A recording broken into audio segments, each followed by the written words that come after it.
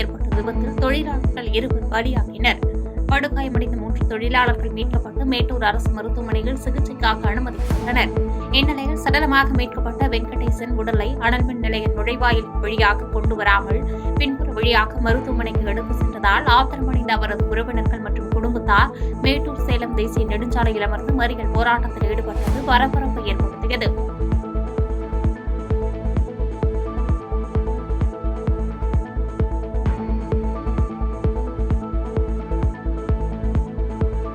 சேலம் மாவட்டம் மேட்டூர் அனல்மின் நிலையத்தில் நடைபெற்ற விபத்து குறித்து மேட்டூர் சட்டமன்ற உறுப்பினர் சதாசிவம் ஆய்வு மேற்கொண்டார். தொடர்ந்து செய்தியாளர்களை சந்தித்த அவர் உயிரிழப்புகளுக்கு மின்சார வாரியம் பொறுப்பேற்க வேண்டும் என்றும், மேலும் மின் நிலையத்தில் அனைத்து உபகரணங்களையும் மாற்றிவிட்டு மீண்டும் புதியதாக அமைக்க வேண்டும் எனவும், அதுவரை இந்த தெர்மல் மூட வேண்டும் என வேண்டுகோள் விடுத்தார். தொகுதியே மரண கோலமாக இருக்கின்றது. என்னோட தொகுதியில் பல்வேறு மேட்டூர் அனல் நிலையம் பராமரிப்பில் மிகப்பெரிய முறைகேடு நடந்திருக்கின்றது.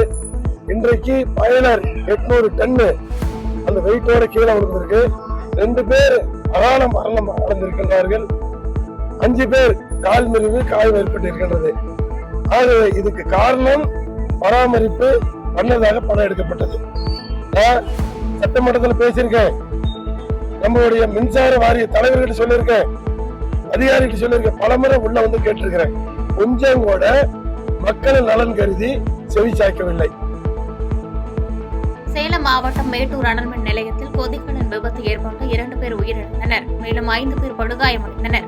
இந்த விபத்தில் உயிரிழந்த பழனிசாமி என்பவர் உடலை பிரேத பரிசோதனை செய்வதற்காக சேலம் அரசு மருத்துவமனைக்கு கொண்டு செல்லக்கூடாது என கூறி அவரது உறவினர்கள் மேட்டூர் அனல்மின் நிலையம் முன்பு சாலை மறியலில் ஈடுபட்டனர். இதனால் போக்குவரத்து பாதிக்கப்பட்டது. போராட்டத்தில் ஈடுபட்டவர்களிடம் போலீசார் சமரசம் செய்து அனுப்பி வைத்தனர்.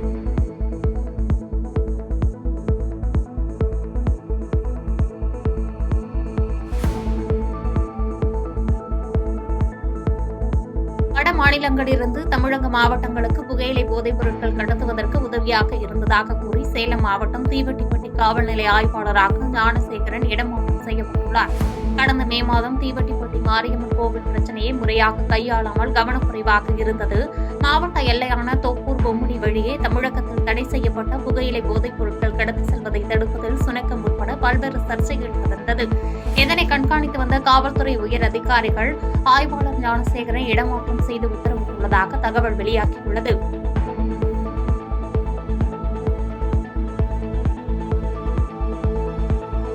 நாமக்கல் மாவட்டம் பரமத்தி வேலூர் கோட்டம் சார்பில் மின்சார சேமிப்பு மற்றும் மின் பாதுகாப்பு குறிப்புகள் குறித்து விழிப்புணர்வு பேரணி நடைபெற்றது. இதில் இடி மின்னலின் போது டிவி, மிக்சி, கிரைண்டர், கணினி, தொலைபேசியினை பயன்படுத்தக்கூடாது உள்ளிட்டவைகளை வலியுறுத்தி அண்ணா சிலை அருகே தொடங்கிய பேரணி முக்கிய வீதிகள் வழியாக சென்றது. மேலும் இந்த விழிப்புணர்வு பேரணியில் துப்புரவு பணியாளர்கள், மின்சார வாரிய அலுவலக பணியாளர்கள் 100க்கும் மேற்பட்டோர் கலந்து கொண்டனர்.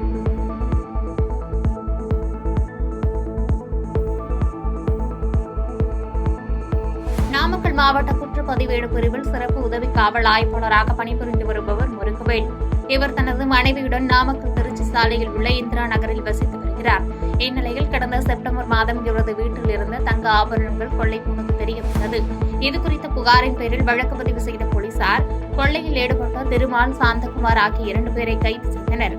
மேலும் அவர்களிடமிருந்து 24 சவரன் தங்க நகைகளை பறிமுதல் செய்து விசாரணை நடத்தி வருகின்றனர்.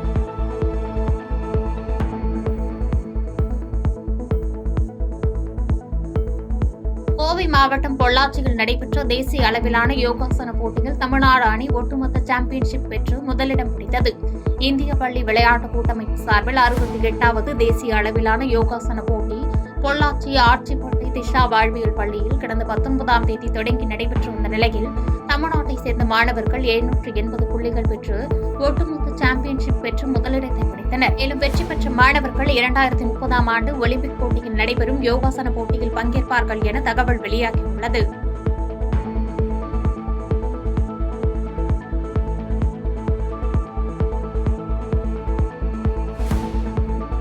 கோவை நல்லூர் வயல் அருகே தோட்டத்தில் புகுந்த ஒற்றை காட்டு யானையை கண்டு அங்குள்ள நாய்கள் குறைக்க தொடங்கியது.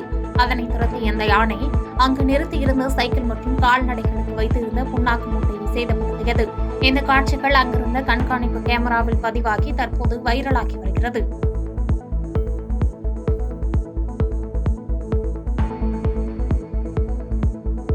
ராணிப்பேட்டை மாவட்டத்தில் புதுமை பெண் திட்டத்தில் 2021-2024 ஆண்டு வரை 6,666 மாணவிகள் பயனடைந்துள்ளனர். இந்நிலையில் புதுமை பெண் திட்டத்தின் கீழ் பயனடைந்து வரும் மாணவிகளை நேரடியாக வீட்டுக்கு சென்று உதவித்தொகை கிடைக்கப் பெறுகிறதா என்று மாவட்ட ஆட்சித்தலைவர் கேட்டறிந்தார். அப்போது பயனடைந்து வரும் மாணவிகள் புதுமை பெண் திட்டத்தின் மூலம் மாதாந்திர உயர்கல்வி உதவித்தொகை மாதம் 1000 ரூபாய் கிடைப்பது படிப்புக்கு தேவையான புத்தகங்கள், உபகரணங்கள் வாங்குவதற்கு உதவியாக உள்ளது என்றும் கல்விக்கு உதவி புரிந்து வரும் தமிழக முதலமைச்சருக்கு நன்றியை தெரிவித்துக் கொண்டனர். நான் போயிட்டு காலேஜ் சேர்ந்த புதுசுல எங்களுக்கு மாதந்தோறும் 1000 ரூபாய் வழங்குறது முதலமைச்சர் ஐயா அறிமுகப்படுத்தினாங்க. அதுல நான் எலிஜிபிளா இருந்தேன். அந்த 1000 ரூபாய் நான் மாதந்தோறும் பெற்றேன்.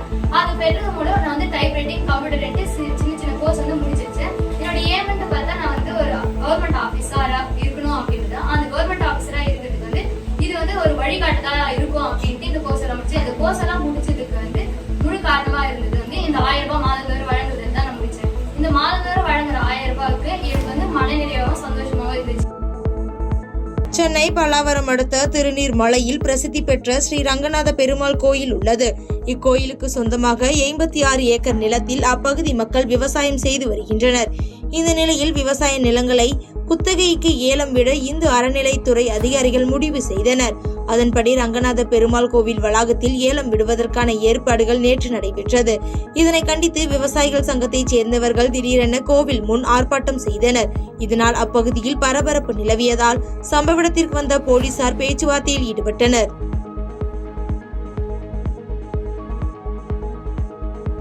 மதுரை விமான நிலையத்தில் இருந்து சென்னை வழி மலேசியாவின் பினாங்கு மாநிலம் செல்வதற்கான விமான சேவையை நாளை 21ஆம் தேதி முதல் இண்டிகோ நிறுவனம் சேவையை துவங்குகிறது. இந்நிலையில் மதுரையில் இருந்து இரவு 9:05 மணிக்கு புறப்படும் இண்டிகோ விமானம் மலேசிய நேரப்படி காலை 8:30 மணிக்கு பினாங்கு செல்கிறது. மறுமார்க்கத்தில் மலேசிய நேரப்படி காலை 9:30 மணிக்கு புறப்பட்டு இந்திய நேரப்படி மதியம் 3:15 மணிக்கு மதுரை வந்தடையும் என தெரிவிக்கப்பட்டுள்ளது.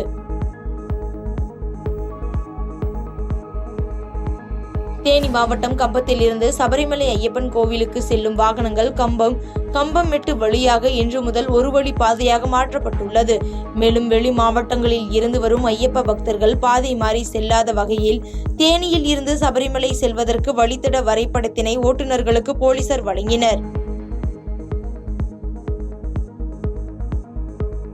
தேனி மாவட்டம் பெரியகுளம் அருகே உள்ள மேற்கு தொடர்ச்சி மலை அடிவாரத்தில் தொடர்ந்து பெய்த கனமழையால் கும்பக்கரை அருவிக்கு நீர்வரத்து அதிகரித்து பெரும் வெள்ளப்பெருக்கு ஏற்பட்டது. எனவே கும்பக்கரை அருவிக்கு வரும் நீர்வரத்து குறையாத நிலையில் சுற்றுலா பயணிகளின் பாதுகாப்பு கருதி அருவியில் குளிக்கவும் அருவி பகுதிக்கு சென்று பார்க்கவும் வனத்துறையினர் 8வது நாளாக தடை விதித்துள்ளனர்.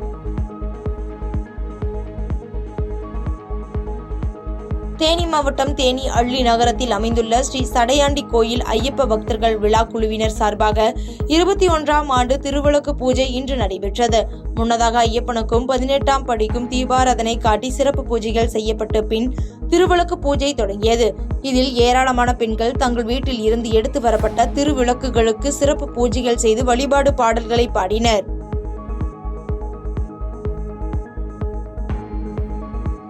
செங்கல்பட்டு மாவட்டம் மதுராந்தகம் அடுத்த அச்சிறுபாக்கம் பேரூராட்சிக்குட்பட்ட VR நகர் 3வது தெருவில் 100க்கும் மேற்பட்ட குடியிருப்பு வாசிகள் வாழ்ந்து வருகின்றனர். இந்நிலையில் அப்பகுதியில் கழிவு நீருடன் மழைநீர் சூழ்ந்து குட்டை போல் தேங்கி காட்சியளித்து வருவதால் பன்றிகள், கொசுக்கள் முய்த்து துர்நாற்றம் வீசுவதாக குடியிருப்பு வாசிகள் புகார் தெரிவிக்கின்றனர். எனவே பேரூராட்சி நிர்வாகம் இதற்கு உரிய நடவடிக்கை மேற்கொள்ள வேண்டும் என கோரிக்கை விடுத்துள்ளனர். திருவண்ணாமலை மாவட்டம் கீழ்பெண்ணாத்தூர் வட்டாட்சியர் அலுவலகம் பல வருடங்களாக பழைய கட்டிடத்தில் செயல்பட்டு வந்த நிலையில் புதிய கட்டிடம் கட்டப்பட்டு சுமார் 5 ஆண்டுகளாக செயல்பட்டு வருகிறது. இந்நிலையில் முகப்பு பகுதியில் அரசு சார்பில் 2 கடைகள் கட்டப்பட்டு வாடகைக்கு விடப்பட்டு இருப்பதால் வட்டாட்சியர் அலுவலகத்திற்கு வரும் பொதுமக்கள் அலுவலகம் செல்வதற்கு வழி தெரியாமல் தேடும் சூழ்நிலை உருவாகியுள்ளது. இதனை அதிகாரிகள் கருத்தில் கொண்டு வட்டாட்சியர் அலுவலகம் முகப்பு பகுதியில் உள்ள 2 கடைகளை அகற்ற பொதுமக்கள் கோரிக்கை விடுக்கப்பட்டுள்ளது. சென்னை புது வண்ணாரப்பேட்டை ஏஇ கோவில் தெருவில் அம்பேத்கரை அவமதிப்பாக பேசிய அமித்ஷாவை கண்டித்து திமுக சார்பில் கண்டன ஆர்ப்பாட்டம் நடைபெற்றது. பெரம்பூர் சட்டமன்ற உறுப்பினர் RDK சேகர் தலைமையில் நடைபெற்ற இந்த போராட்டத்தில் மேலும் அமித்ஷா பதவி விலக வேண்டும் என்பது குறித்து பதாகைகளை ஏந்தி கண்டன முழக்கத்தில் ஈடுபட்டனர். விருதுநகர் மாவட்டம் சாத்தூர் அருகே வெம்பக்கோட்டையில் திமுக கட்சி சார்பில் மத்திய உள்துறை அமைச்சர் அமித்ஷாவை கண்டித்து வெம்பக்கோட்டை பேருந்து நிறுத்தம் முன்பு கண்டன ஆர்ப்பாட்டம் நடைபெற்றது. பின்னர் அங்கு வந்த காவல்துறையினர் ஆர்ப்பாட்டத்தில் ஈடுபட்ட திமுக கட்சியினரை சமாதானப்படுத்தி பின்பு அங்கிருந்து அனுப்பி வைத்தனர். இதனால் அப்பகுதியில் சிறிது நேரம் பரபரப்பு ஏற்பட்டது.